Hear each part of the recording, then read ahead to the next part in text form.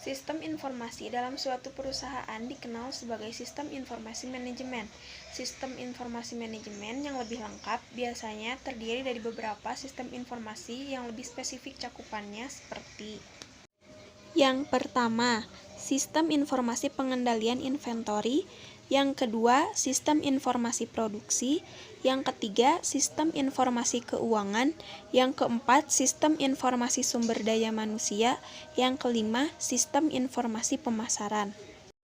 Selanjutnya, mengenai sejarah perkembangan teknologi informasi yang diawali dengan penggunaan peralatan sederhana seperti batu sebagai alat tulis. Dengan perkembangan peradaban manusia, mulailah dipergunakan sistem penulisan dengan media lempengan tanah liat, kulit binatang, kulit kayu, dan pada akhirnya menggunakan media kertas. Pada perkembangan selanjutnya, tulisan tidak hanya berfungsi sebagai alat dokumentasi, tetapi berkembang menjadi sistem perhitungan dengan digunakannya sistem bilangan. Pada masa ini, mulai digunakan sistem bilangan agak kompleks sehingga manusia perlu menggunakan alat bantu yang lebih baik membantu menghitung. Sebagai contoh ada sempoa. Selanjutnya, sejalan dengan perkembangan iptek, pada abad ke-19 mulai ditemukan mesin tik manual sampai ditemukannya mesin komputer pertama kali pada abad ke-40-an. Hampir seluruh aspek kehidupan manusia saat ini tidak dapat dilepaskan dari teknologi, khususnya teknologi perangkat keras komputer. Istilah komputer sendiri bisa kita definisikan secara garis besar menurut para ahli, yaitu suatu peralatan elektronik yang dapat menerima input, mengolah input, memberikan informasi, menggunakan suatu program yang tersimpan di memori komputer, dapat menyimpan program dan hasil pengolahan, serta bekerja secara otomatis. Berdasarkan data yang diolah, komputer dibagi menjadi 3, yaitu komputer analog, komputer digital, dan komputer hibrid. Berdasarkan penggunaannya, komputer diklasifikasikan menjadi 2, yaitu komputer untuk tujuan khusus, yang kedua yaitu komputer untuk tujuan umum. Berdasarkan kapasitas dan ukurannya, komputer diklasifikasikan menjadi komputer mikro, komputer mini, komputer kecil, komputer menengah, komputer besar, dan komputer super. Sedangkan berdasarkan generasinya, komputer diklasifikasikan menjadi 4 generasi. Generasi pertama itu terjadi pada tahun 1946 sampai 1959. Generasi kedua itu 1959 sampai 1964. Generasi ketiga terjadi pada 1964 sampai 1970. Generasi keempat terjadi pada 1979 sampai dengan sekarang. Selanjutnya, mengenai sejarah perkembangan perangkat lunak. Bentuk perangkat lunak pada awalnya adalah sambungan-sambungan kabel ke antar bagian dalam komputer. Pada era ini, yaitu pada sekitar tahun 40-an sampai 60-an, perangkat lunak merupakan satu kesatuan dengan perangkat kerasnya. Nah, sedangkan pada tahun era 70-an sampai 80-an, komputer telah banyak digunakan juga oleh kalangan industri atau perusahaan maupun kalangan personal. Bisa dilihat sebagai berikut sejarah perkembangan perangkat lunak dari masa ke masa. Nah, pada era tahun 90-an sampai dengan sekarang, perangkat lunak sudah terdapat di mana-mana. Tidak hanya pada sebuah superkomputer dengan 25 prosesornya, sebuah komputer genggam pun telah dilengkapi dengan perangkat lunak yang dapat disinkronkan dengan PC. Tidak hanya komputer, bahkan peralatan seperti telepon, TV, hingga ke mesin cuci, AC, dan microwave telah ditanamkan perangkat lunak untuk mengatur operasi peralatan tersebut. Berikut sejarah perkembangan perangkat lunak dari masa ke masa. Dari beberapa definisi yang telah dipaparkan, dapat diambil kesimpulan bahwa ada hubungan yang sangat erat antara teknologi informasi dan sistem informasi. Kita dapat melihat bahwa sistem informasi merupakan sisi permintaan dari perusahaan dalam menjalankan kegiatan manajemen sehari-hari, sementara teknologi informasi merupakan sisi penawaran dari kebutuhan perusahaan tersebut. Sistem informasi berbasis komputer mengandung arti bahwa komputer memainkan peran penting dalam sebuah sistem informasi. Sistem informasi merupakan sangat penting juga dalam pengendalian manajemen. Hal ini disebabkan karena tujuan dari pengendalian manajemen adalah untuk membantu manajemen dalam mengkoordinasi subunit dari organisasi dan mengarahkan bagian-bagian tersebut untuk mencapai tujuan perusahaan. Manfaat utama dari perkembangan sistem informasi bagi sistem pengendalian manajemen adalah yang pertama, menghemat waktu, yang kedua, penghematan biaya, yang ketiga, peningkatan efektivitas, yang keempat, pengembangan teknologi, dan yang kelima, pengembangan personal. Selanjutnya mengenai skema sistem informasi berbasis komputer di organisasi. Ini dapat mencakup lini fungsional organisasi seperti pemasaran, produksi, keuangan, dan pengembangan sumber daya manusia atau sering juga disebut sebagai personalia. Sistem informasi dapat dibagi menjadi beberapa bagian. Yang pertama, ada sistem pemrosesan transaksi. Yang kedua, sistem otomatisasi kantor. Yang ketiga, sistem informasi manajemen. Dan yang keempat, sistem pendukung keputusan. Yang terakhir, yaitu sistem ahli. Sistem informasi dapat dibagi menjadi beberapa bagian.